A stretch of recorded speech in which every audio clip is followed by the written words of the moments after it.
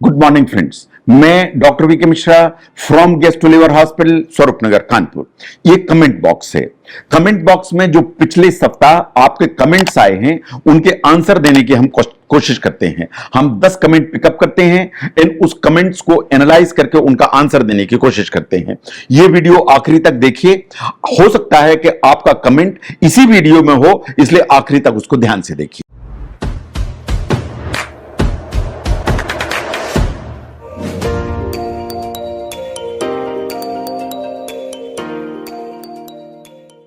सबसे पहले मिस्टर राम यादव का कमेंट है कि मेरे लड़के की या सन की जो एज है वो 21 ईयर है। उसके सभी ब्लड टेस्ट और अल्ट्रासाउंड उनकी रिपोर्ट बिल्कुल नॉर्मल है। इसकी हाइट 173 सेंटीमीटर है एंड वेट सिर्फ 51 किलो है, यानी 173 सेंटीमीटर हाइट बट वजन सिर्फ 51 किलो। और अभी कुछ डकार और गैस की प्रॉब्लम है।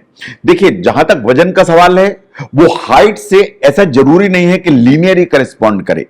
हमारी जो हाइट है और हमारा जो वजन है किसी भी स्वस्थ शरीर के लिए एक्चुअली हमारी जीन्स डिटरमाइन करती हैं।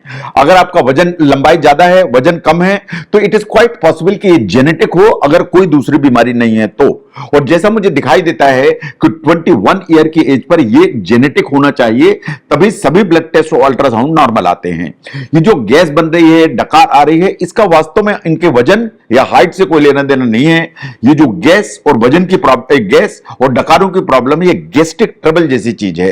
अगर ऐसा कुछ है तो आपको अपने डॉक्टर को दिखाने की जरूरत है कि ये गैस डकार क्यों हो रही है। बाकी वजन और हाइट, इनके कोरिलेशन को लेकर आपको चिंता करने की जरूरत नहीं है। अगर सभी इन्वेस्टिगेशन नॉर्मल है तो इसे कहते हैं constitutional height and constitutional weight. ये समय के साथ, उम्र बढ़ने के साथ अपने आप ही जीन्स के हिसाब से परिवर्तित होता रहता है। आपने देखा होगा बहुत लोग 15 साल की उम्र में ऐसे दुबले पतले होते हैं, पता लगा 40 साल की उम्र में इतने मोटे हो जाते हैं। तो ये जेनेटिकली डिटरमाइन होता है, इसलिए इसमें परेशान होने की जरूरत नहीं है। जो नेक्स्ट कमेंट है वो आया है मिस्टर यशपाल सिंह से। इन्होंने कहा कि मुझे एक क्रॉनिक पेनकिटाइटिस पर वीडियो बना के दीजिए, इन द सेंस कि इन्हें क्रॉनिक पेनकिटाइटिस है जो 2017 से है। इसके जो सिम्टम्स हैं वो ये थे कि इनको ऑयली स्टूल होता था और वेट लॉस हो रहा था करीब 8 किलो। उसके चलते इनका सीटी कराया गया, जिसके चलते क्रॉनिक पेनकिटाइटिस सामने आई। और क्रॉनिक पेनकिटाइटिस सामने आई तो डॉक्टर्स इनको सलाह दे रहे हैं कि आपको तो ऑपरेशन कराने की जरूरत है।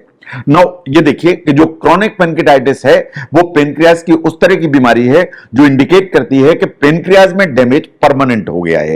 ये बात बिल्कुल सही है। जो परमानेंट डैमेज हो गया है उसको रिवर्ट कर पाना मुश्किल है। नाउ पेनक्रियाज दो तरह के काम करता है। नंबर 1, एक इंसुलिन नाम का हार्मोन बनाता है जो डायबिटीज के लिए जिम्मेदार है या शुगर को मेंटेन करता है। सेकंड, ये डाइजेशन के लिए बहुत सारे एंजाइम्स बनाता है। उसमें सबसे इंपॉर्टेंट जो एंजाइम्स हैं वो है अमाइलेज और लाइपेज। अगर ये एंजाइम्स नहीं बनाते हैं तो ये प्रॉब्लम खड़ी हो जाती है कि आपकी जो लेट्रिन है वो ऑयली होने लगती है या लेट्रिन में तेल जैसा जाने लगता है और लेट्रिन ज्यादा मात्रा की होने लगती है। और अगर ऐसा होगा तो आपका वजन कम होने लगता है। ये जो प्रॉब्लम है इसके लिए मेडिसिन की ही जरूरत है और इसके अलावा कुछ नहीं करना। इसका मतलब आप खाना ठीक रखेंगे, आप मेडिसिन लेंगे, इसका मतलब पेनक्रियाटिक सप्लीमेंट लेंगे तो जो ऑयली स्टूल है वो धीरे धीरे खत्म हो जाएंगे, तो वेट लॉस की प्रोसेस आपकी बंद हो जाएगी। नाउ क्या आपको ऑपरेशन कराना चाहिए? ऑपरेशन एक्चुअली दो चीजों पर डिपेंडेंट है। नंबर 1 कि आपकी जो पेनक्रियाज की नली है या पेनक्रियाज की जो डक्ट है, क्या डक्ट में स्टोन्स हैं और डक्ट बहुत चौड़ी हो गई है क्या? अगर डक्ट बहुत चौड़ी है और डक्ट में स्टोन्स हैं तो आपको ऑपरेशन की जरूरत पड़ सकती है। या आपकी डक्ट चौड़ी है, उसमें स्टोन्स हैं और बार बार आपको पेनकिटाइटिस के अटैक्स आ रहे हैं या बहुत ज्यादा दर्द उठ रहा है जो दवाइयों से कंट्रोल ही नहीं हो जा रहा है, तो आपको ऑपरेशन की जरूरत है। ये जो प्रॉब्लम है कि आपको ऑयली स्टूल होते हैं, ये आपका वेट लॉस हुआ, आपको क्रॉनिक पेनकिटाइटिस है, इसके लिए ऑपरेशन की जरूरत नहीं है। ऑपरेशन की जरूरत सिर्फ पड़ेगी अगर पेनक्रियाज की नली में स्टोन हो, पेनक्रियाज की नली चौड़ी हो और आपको बार बार पेनकिटाइटिस के अटैक आए या बार बार अनबियरेबल पेन हो तो। नो द नेक्स्ट कमेंट जो आया है वो आया है मिस्टर राज पोद्दार से। इन्होंने कहा है कि मेरे जो फादर हैं उनको लिवर सिरोसिस डायग्नोस हुई है 1 हफ्ते पहले। लिवर सिरोसिस सीरियस बीमारी है, आई कैन अंडरस्टैंड। इनके डॉक्टर ने बोला है कि आपको फिश, चिकन, अंडे ये बिल्कुल भी नहीं खाना है। बिल्कुल इस्तेमाल ही नहीं करना है, तो इनकी कंसर्न है कि अगर ये बिल्कुल इस्तेमाल नहीं करेंगे तो फिर अल्टीमेटली प्रोटीन कैसे मिलेगा। ये बात बिल्कुल सही है। Now there is a confusion, और मैं चाहता हूं कि इसको आप ध्यान से समझें। जो लिवर सिरोसिस है ये ब्लैंकेट टर्म नहीं है। Blanket term in the sense कि लिवर सिरोसिस की जो बीमारी है वो हमेशा स्टेजेस में चलती है। जैसे लिवर सिरोसिस कंपनसेटेड है, यानी अगर आंख में पीलापन नहीं है, पेट में पानी नहीं है और कोई दूसरी प्रॉब्लम नहीं है, तो ये कंपनसेटेड लिवर सिरोसिस है। सेकंड इज द डीकंपनसेटेड सिरोसिस, जिसमें पेट में पानी आ गया, आंख में पीलापन आ गया, कभी लेट्रिन काले रंग की हो गई, कभी उल्टी में खून आ गया, या कभी आपको बेहोशी आ गई या अमोनिया बढ़ गई। नो, प्रॉब्लम यह है कि अगर आप प्रोटीन ज्यादा लेते हैं तो यह आपकी इंटेस्टाइन में जाता है, और जब प्रोटीन ब्रेक डाउन होता है तो अमोनिया बढ़ती है, और अमोनिया कभी खून से जाते हुए आपके ब्रेन में चली जाती है, जिसके चलते आपका व्यवहार में परिवर्तन होता है, आपका जो कॉन्शियसनेस का लेवल है वो गड़बड़ होता है, कभी कभार बेहोशी या कोमा आने का डर रहता है। तो अगर लिवर की डिजीज इतनी एडवांस्ड है जिसमें आप इस रिस्क में हैं कि कहीं अमोनिया बढ़ के आपको कोमा जैसी स्थिति तो नहीं हो जाएगी, वैसी सिर्फ सिचुएशन है जिसमें आपको प्रोटीन कम करने की जरूरत है। अगर ऐसा कुछ है तो आपके डॉक्टर ने जो कहा वो शायद सही है, लेकिन अगर ये कंपनसेटेड सिरोसिस है और कोई ऐसा रिस्क नहीं है कि कहीं आपको अमोनिया तो नहीं बढ़ जाएगी, तो प्रोटीन कम नहीं, एक्चुअली प्रोटीन ज्यादा लेने की जरूरत है। अगर ये कंपनसेटेड सिरोसिस है या सिरोसिस है लेकिन सिर्फ पेट में पानी भर रहा है, कभी किसी स्टेज पर ब्रेन पर कोई असर नहीं आया है, तो आपको प्रोटीन कम करने की बिल्कुल जरूरत नहीं है। आपको अपने डॉक्टर से बात करने की जरूरत है, आपको अपने डाइटिशियन से कंसल्ट करने की जरूरत है, और आपको हाई प्रोटीन डाइट लेने की जरूरत है जिसमें eggs, chicken and fish they are absolutely permitted. अगर ये कंपनसेटेड सिरोसिस है और कभी अमोनिया बढ़ी नहीं है या कोमा या मेंटल चेंजेस इनकी कोई हिस्ट्री नहीं है, तो इसलिए अपने डॉक्टर से फिर से बात करें और एक डाइटिशियन से कंसल्ट करें, क्योंकि अगर कंपनसेटेड है तो हाई प्रोटीन डाइट चाहिए। नाउ द नेक्स्ट जो क्वेश्चन आया है वो आया है मिस्टर सुनील दत्त से। ये फ्रॉम दिल्ली हैं, जिन्होंने लिखा है कि मुझे डिस्पेप्सिया है, और ये जो डिस्पेप्सिया है उसमें रिलीफ आती है वॉक एंड रनिंग से, लेकिन इसे परमानेंटली कैसे छुटकारा पाया जाए। इनकी जो एज है दैट इज 57 ईयर्स। देखिए, जो डिस्पेप्सिया है इसको कॉमन टर्म्स में इंडाइजेशन भी कहते हैं। ये बात सही है कि जो डिस्पेप्सिया है इसका मतलब है कुछ भी खाने से आपका पेट भारी हो जाता है। ये प्रॉब्लम खड़ी इसलिए होती है कि जो खाने की थैली है, जैसे हम खाना खाते हैं खाना वहां जाता है, खाने की थैली का अगर लचीलापन कम है या खाने की थैली की स्पीड कम है तो इंडाइजेशन या डिस्पेप्सिया आता है। जो वॉक या रनिंग से डेफिनेट फायदा मिलता है, इसमें कोई प्रॉब्लम ही नहीं है। नाउ जब भी 57 ईयर की एज पर डिस्पेप्सिया आया तो सबसे पहले मैं आपको सलाह दूंगा कि आप डॉक्टर से कंसल्ट करके जो भी लॉजिकल इन्वेस्टिगेशन से वो करा लीजिए कि डिस्पेप्सिया किसी प्रॉब्लम के चलते तो नहीं है। नाउ सब चीज नॉर्मल है, इसका मतलब यह है कि ये फंक्शनल बाउल डिजीज या इरिटेबल बाउल डिजीज सिंड्रोम के वो बेसिकली स्पेक्ट्रम पर है।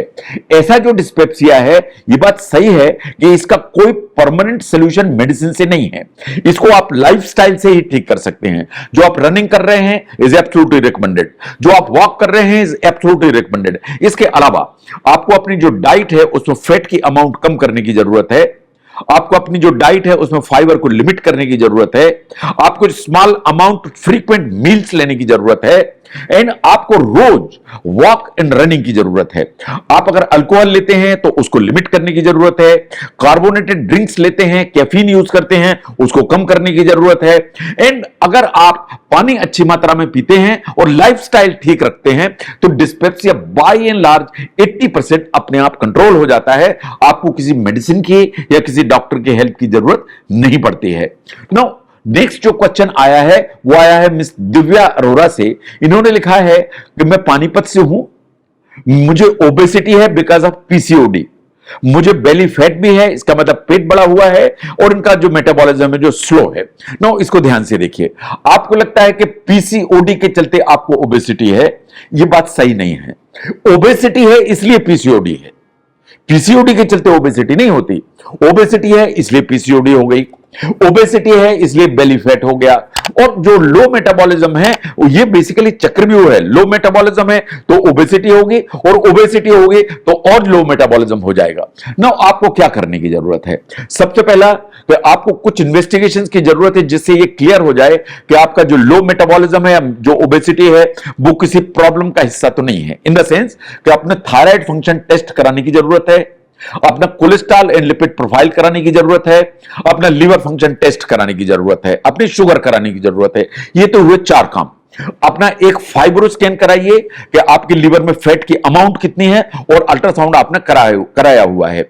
इस चीज से छुटकारा पाने के लिए एकमात्र जो रास्ता है वो है कि आपको वजन कम करने की जरूरत है। तो वेट कम करने के लिए आपको वास्तव में अपने डाइटिशियन से कंसल्ट करने की जरूरत है। एंड देखिए कि आज की तारीख में आप कितनी कैलोरी कंज्यूम कर रहे हैं, और वास्तव में जो आपका एक्सपेक्टेड वेट है उसके हिसाब से आपको कितनी कैलोरी लेनी चाहिए, और वो एक बार डाइट का चार्ट बनाएंगे, उसको आप फॉलो करेंगे, एक रिक्विजिट एक्सरसाइज करेंगे। Over a period of time आपका वजन धीरे धीरे धीरे धीरे कम होगा, तो आपका बेली फैट भी कम होगा, आपका मेटाबॉलिज्म फास्ट भी होगा, और वजन कम होगा तो निश्चित ही पीसीओडी से आपको बाहर निकलने में मदद मिलेगी। नाउ नेक्स्ट जो क्वेश्चन है वो आया मिस्टर आशीष। उन्होंने लिखा है कि मेरा नाम आशु है, मैं मैनपुरी से हूं, मुझे कुछ समय से फैटी लिवर की प्रॉब्लम है और अल्ट्रासाउंड में ग्रेड 3 आता है। नाउ आप एक चीज देखिए, जो अल्ट्रासाउंड है, अल्ट्रासाउंड बहुत सब्जेक्टिव इन्वेस्टिगेशन है। सब्जेक्टिव से मेरा मतलब है कि जो डॉक्टर अल्ट्रासाउंड करते हैं वो आपका जो लिवर है उसका कलर देखते हैं, वो कलर ज्यादा ब्राइट है, वो कलर कम ब्राइट है, और उसका कलर डार्क है। वो जो विजुअल अपीयरेंस है लिवर का, उसका कलर देखकर वो डिसाइड करते हैं कि अल्ट्रासाउंड के हिसाब से फैटी लिवर किस माइल्ड है, मॉडरेट है, सीवियर है, ग्रेड 1 है, ग्रेड 2 है, ग्रेड 3 है। अगर ऐसा आ रहा है तो आपको एक लिवर के फाइब्रो स्कैन कराने की जरूरत है। जो लिवर का फाइब्रो स्कैन है वो बेसिकली डिटरमाइन करता है कि आपका जो लिवर है उसके अंदर फैट की अमाउंट कितनी है। देखिए हमारा जो लिवर है वो 1200 ग्राम का होता है, 1.25 किलो का होता है लिवर। हर आदमी के लिवर में अप्रोक्सीमेटली 215 यानी 215 डेसिबल जो फैट है वो नॉर्मल है। ऐसा कोई दुनिया में आदमी नहीं है जिसके लिवर में फैट नहीं होता है। तो लिवर के अंदर 215 डेसिबल जो फैट है वो बिल्कुल नॉर्मल है। आपको फाइब्रो स्कैन कराने की जरूरत है जिससे इससे क्लियर होगा कि आपके लिवर के अंदर जो फैट की मात्रा है वो नॉर्मल से कितनी ज्यादा है। इससे क्लियर होगा कहीं आपका लिवर स्टिफ तो नहीं हो गया है, और इसके आधार पर ही आपको ट्रीटमेंट लेने की जरूरत है। इसके अलावा आपको अपना लिवर फंक्शन टेस्ट, अपने थायराइड फंक्शन टेस्ट और अपना कोलेस्ट्रॉल इसको चेक कराने की जरूरत है कि अंडरलाइंग कोई ऐसा रीजन तो नहीं है जिसके चलते आपको फैटी लिवर डेवलप हो रहा है। आपने इसमें अपना वेट मेंशन नहीं किया, अपना वेट ध्यान से देखिए। जो नेक्स्ट क्वेश्चन आया है वो शुभ्रा जी बरुआ की तरफ से आया है। इन्होंने लिखा है मुझे GERD की प्रॉब्लम है, डॉक्टर को दिखाया, 2 बार एंडोस्कोपी भी कराई, ऐसा लगा कि लोअर इसोफेजियल जो स्फिंक्टर है वो ढीला है जिसके चलते एसिड रिफ्लक्स होता है। नाउ इस समस्या का परमानेंट सॉल्यूशन क्या है? नाउ परमानेंट सॉल्यूशन को ध्यान से देखिए। परमानेंट सॉल्यूशन 3 ही हैं। नंबर 1, आपको अपनी लाइफस्टाइल ठीक करने की जरूरत है। स्मॉल फ्रीक्वेंट मील लेने की जरूरत है। आपको अपने खाने में deep fried items, chilli, spices उसको कम करने की जरूरत है। लेट नाइट डिनर्स को अवॉइड करने की जरूरत है। कैफीन को नीचे करने की जरूरत है। अल्कोहल को बंद करने की जरूरत है। आपकी अगर वेट ज्यादा है तो वेट को रिड्यूस करने की जरूरत है। और अगर आपकी जो लाइफस्टाइल ऐसी है कि रोज आपका काम बैठे बैठे का है, सीडेंटरी है, तो वास्तव में आपको रोज on a daily basis 20 to 30 minute एक एक्सरसाइज या वॉक करने की जरूरत है। जब आप ये लाइफस्टाइल चेंज करते हैं तो जो GERD या रिफ्लक्स है उसमें मैं मान के चलता हूं कि बहुत सिग्निफिकेंट इंप्रूवमेंट आ जाता है। That is one angle. Now there are certain people जिनको इन सब के बावजूद भी एसिड रिफ्लक्स नहीं जाता है तो उनको मेडिसिन की जरूरत पड़ती है। जो मेडिसिन है वो आपके लेनी पड़ती है, लेकिन उसकी डोज देखिए कितनी मिनिमम डोज है जिससे आपका काम चलता है। मान लीजिए कि एक पर्टिकुलर कोर्स लेने से आपकी प्रॉब्लम खत्म हो जाती है, उससे कोई फिर दिक्कत ही नहीं है। लेकिन अगर आपको लगातार लेने की जरूरत पड़ती सकती है, लंबे समय लेने की जरूरत पड़ेगी, तो आपको डॉक्टर से कंसल्ट करने की जरूरत है कि कहीं आपकी जो खाने की नली के नीचे का वाल्व है इतना ज्यादा डैमेज तो नहीं हो गया है जो लाइफ लॉन्ग आपको मेडिसिन की जरूरत पड़ेगी। अगर ये ज्यादा लूज हो गया है, ये डैमेज ज्यादा हो गया है, तो कभी कभी इसके लिए एक छोटे से ऑपरेशन की जरूरत पड़ती है। ये जो वाल्व है इसको टाइट कर दिया जाता है ताकि खाने की थैली से एसिड पलटकर खाने की नली में ना आने पाए। तो सबसे पहले लाइफस्टाइल ठीक करिए, नंबर 2 मेडिसिन की डोज देखिए, और फिर भी अगर कंट्रोल नहीं आता है तो डॉक्टर से बात करिए, और जो सर्जरी का जो एक ऑप्शन है वो एक्सप्लोर कराइए कि कहीं उसकी जरूरत तो नहीं है। जो नेक्स्ट क्वेश्चन है वो आया है झाझर से। ये मिस्टर बिंदा कुमारी का क्वेश्चन है। इन्होंने बोला है कि मेरे जो हस्बैंड हैं उनको बार बार पेट में दर्द होता है, पेट फूल जाता है और हवा पास होना बंद हो जाती है, लेटरिन पास होना भी बंद हो जाती है, उन्हें एडमिट करना पड़ता है और उन्हें ग्लूकोज चढ़वाना पड़ जाता है, अल्ट्रासाउंड बार बार नॉर्मल आ रहा है ना। जैसे कि मैं आपके क्वेश्चन जैसा आपकी जो फाइंडिंग्स हैं उनके हिसाब से देखता हूं, ये सब इस चीज के संकेत देते हैं कि हमारी जो इंटेस्टाइन होती है, आंत होती है, गले से लगा के लेटरिन के रास्ते तक, ये वास्तव में एक पाइपलाइन है। ये जो पाइपलाइन है, अगर मैं इसमें कोई भी हिस्सा ऐसा है जो सामान्य से थोड़ा सा भी नैरो है या थोड़ा सा भी सकरा है, तो जो आप खाना खाते हैं कभी कभी उसमें से कोई चीज जाके ऐसी होती है कि इस नैरो पोर्शन में जाके फंस जाती है। जैसे आपने कटहल खाया वो जाके फंस जाएगा, आपने कच्चा अमरूद खाया वो जाके फंस जाएगा, आपने राजमा खाया, छोला खाया वो जाके फंस जाएगा, आपने भिंडी खाई वो जाके फंस जाएगी। ये इस तरह की चीजें जब इस एरिया में जाके फंस जाती हैं तो रास्ता ब्लॉक हो जाता है। रास्ता ब्लॉक होगा, लेटरिन के रास्ते से हवा पास होना बंद हो जाएगी, लेटरिन होना बंद हो जाएगी, पेट आपका टाइट होने लगेगा, जी मिचलाएगा, उल्टी होने लगेगी। इसे कहते हैं सब एक्यूट इंटेस्टिनल ऑब्स्ट्रक्शन। ये जो पूरे के पूरे पिक्चर हैं ये सब एक्यूट इंटेस्टिनल ऑब्स्ट्रक्शन के पिक्चर हैं। मैं आपको सलाह दूंगा कि आप अपने डॉक्टर से संपर्क करिए, उनको बोलिए कि इनकी जो छोटी आंत है उसकी प्रॉपर जांच कराइए। शायद आपको एक सीटी एंट्रोग्राफी कराने की जरूरत पड़ेगी। ये वास्तव में एक सीटी स्कैन है जिसमें इंटेस्टाइन की प्रॉपर पैसेज को एग्जामिन किया जाता है, उससे क्लियर होगा कि कहीं कोई रुकावट तो नहीं है। इसके अलावा इनको एंडोस्कोपी या कोलोनोस्कोपी की जरूरत पड़ सकती है, लेकिन सबसे पहले सीटी एंड्रोग्राफी। आप अपने डॉक्टर से संपर्क करिए और इन मुद्दों पर बात करिए।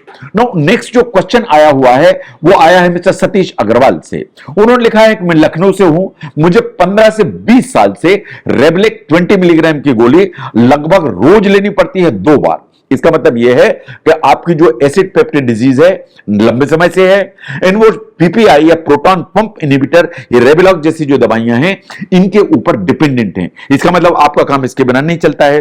नो, ये बात तो सही है कि ये जो मेडिसिन हैं अदरवाइज सेफ हैं, but 20 year is a long time. आपने लिखा कि आपकी जो एंडोस्कोपी है उसमें हाइटस हर्निया आया। मैं आपको सलाह दूंगा कि आपको डॉक्टर से कंसल्ट करके एक बार अपनी एंडोस्कोपी दोबारा कराने की जरूरत है। दोबारा एंडोस्कोपी करा के देखिए कि हाइटस हर्निया कितना बड़ा है। क्या हाइटस हर्निया इतना है कि जो प्रॉब्लम क्रिएट कर रहा है? क्या ये hiatus hernia rest of the life के लिए आपको प्रॉब्लम नहीं करेगा? क्योंकि आपने ऑलरेडी 20 साल ये दवाइयां खा ली हैं, तो अगर हाइटस हर्निया बड़ा है, हाइटस हर्निया सिम्टोमेटिक है, तो मैं आपको सलाह दूंगा कि रिपीट एंडोस्कोपी कराइए। इट इज क्वाइट पॉसिबल कि आपको ये वाला जो वाल्व है जहां हाइटस हर्निया होता है इसको रिपेयर कराने की जरूरत हो। इसको अगर आप रिपेयर कराते हैं तो बाय एंड लार्ज ये वाल्व टाइट हो जाता है, जो बार बार खाने की थैली से ऊपर की तरफ एसिड चढ़ता है वो बंद हो जाता है। वो बंद हो जाएगा तो आपको जो दवाइयों की जरूरत पड़ती है उनका रिक्वायरमेंट नहीं आएगा। लेकिन उसके पहले एक डॉक्टर को दिखाइए, अपनी एंडोस्कोपी रिपीट कराइए, इन आज की तारीख में क्या स्थिति है उसको जज कराइए, देन टेक द कॉल कि आपको मेडिसिन आगे लेनी है या जो हाइटस हर्निया वाला एरिया है इसको रिपेयर कराना है। नो नेक्स्ट जो क्वेश्चन आया है वो आया है मिस्टर सोमनाथ से। इन्होंने लिखा है कि मैं सोमनाथ बिलपुले, मैं जलगांव से बोल रहा हूं। मुझे बंद कमरे में, बंद कार में और छोटी जगह पर बैठने से डर लगता है। मैं वहां पर रुक नहीं सकता, मुझे घुटन होने लगती है। ये क्या बड़ी बीमारी है? ये बिल्कुल भी बड़ी बीमारी नहीं है। मुझसे आप पूछें, ये बीमारी है ही नहीं। वास्तव में ये क्लास्ट्रोफोबिया है जो एक मनोवैज्ञानिक समस्या है। जो क्लास्ट्रोफोबिया है, किसी भी भीड़ भाड़ वाली जगह में आपको घुटन महसूस होना, बंद कमरे में आपको घुटन महसूस होना, बंद कार में आपको घुटन महसूस होना, इसे क्लास्ट्रोफोबिया कहते हैं। जो क्लास्ट्रोफोबिया है वास्तव में बीमारी नहीं है, यह मनोविज्ञान है। अगर आपको लगता है कि यह कुछ ऐसी प्रॉब्लम है जो आप हैंडल नहीं कर पा रहे हैं, तो आपको एक मनोवैज्ञानिक को दिखाने की जरूरत है। देखिए, मनोवैज्ञानिक की समस्याओं के लिए दो तरह के डॉक्टर होते हैं। एक होते हैं मनोवैज्ञानिक, जिन्हें कहते हैं साइकोलॉजिस्ट, और एक होते हैं साइकेट्रिस्ट, जो मनोचिकित्सक होते हैं।